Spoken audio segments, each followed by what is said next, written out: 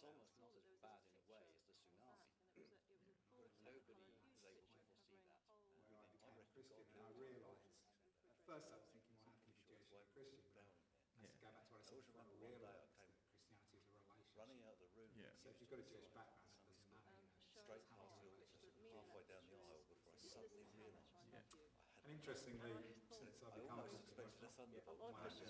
So, what is the earliest recollection of a spiritual experience for you? The very earliest recollection I've got, I can't put an age on it. I was very young. I'd have to say I was probably about between 4 and 5. And my dad suddenly, one evening as I was being put to bed, walking into my bedroom and saying, "It's time you learn to say your prayers." And the first thing he taught me was to make the sign of the cross, and continued over the next few nights, or it seems that way in my memory, to teach me some basic prayers. And that actually, I mean, that really, the actual whole scene in my bedroom at the time, the whole thing sits in my memory as being almost the first thing that I can remember as being the start of my faith.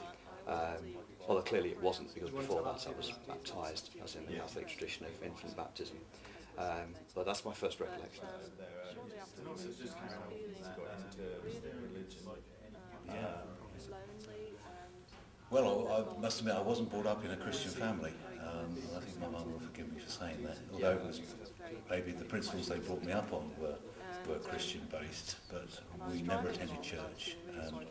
My first contact with church was going to Sunday school at the local Anglican church. And basically I only went because my friends were going, and it was the Christmas party for the Sunday school. And so they encouraged me to go along, even though I hadn't been to Sunday school before that. So I decided to go, and it was quite good because it was a combined party from two churches, St John's and St Mark's in Farnham. And everybody from St Mark's thought I was from St John's. Everybody from St John's thought I was from St Mark's Church. So I got away with it for most of the day, until the vicar, who was over both churches, suddenly realised that he hadn't seen me at any of the Sunday schools in the previous year, so I got caught. But I did promise that as I'd been to the Christmas party, I'd go to the Sunday school. And I suppose that's my first contact with religion, and it was quite awesome, because in Anglican church you've got all the trappings, all the gold, the altar and the cross and everything, and it was a bit awesome for me as I was, 8 or 9, maybe 10 years old. And one of my first recollections is of everybody coming into the church and bowing before the altar as they went past, and you got into the habit of doing this. I reckon God lived behind the altar actually at that age, because I'm pretty sure that's why everybody was bowing there.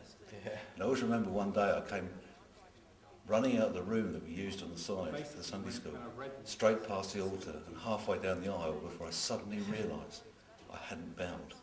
And I almost expected a thunderbolt to come down out of the sky and zap me. And I sort of crept back and quickly bowed at the altar and then went out my way. But that was my first recollection of anything to do with religion. Oh yeah, I don't come from a tradition where I'm into science, because my family have been scientists for 4 generations, and I always believed prayer was a sort of asking God to give me strength to cope with something.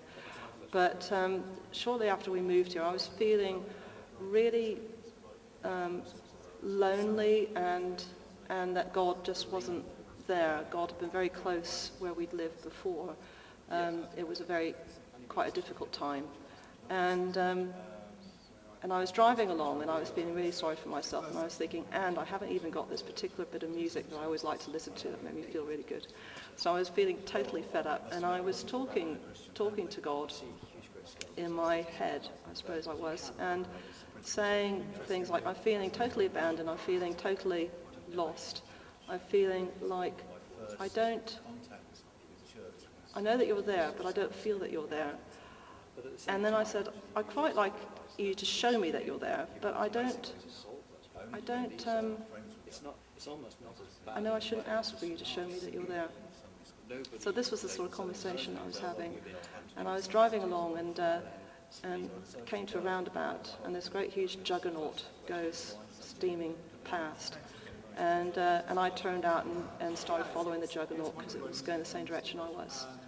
And, and as I got close to the juggernaut, I saw that there was this picture on the back, and it was a full Technicolor, huge picture covering a whole door of this refrigerated lorry. And this picture was a very well-known Catholic picture of Jesus, picture of Jesus showing his heart, which the meaning of that picture is this is how much I love you. And I thought, I mean, a lot of Christians will say God has a wonderful sense of humor, because it was just such an over-the-top thing to happen. You know, I'm driving along feeling lonely, and then God says, okay, right, Jane, you're feeling lonely, you asked for a sign, okay, big picture on back of the lorry, is that okay? This is how much I love you, all right?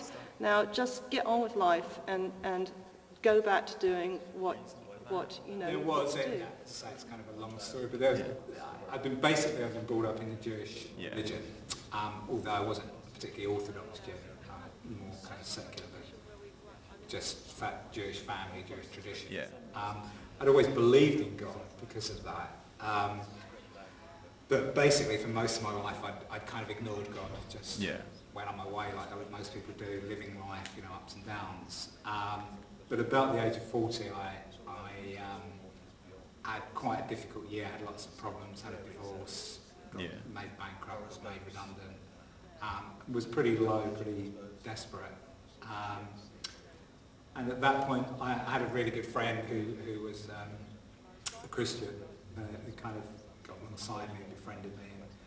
And I felt God was working in my life, trying to tell me something. And this friend was there to basically point me to the New Testament and encourage me to read that, which obviously I'd never done before.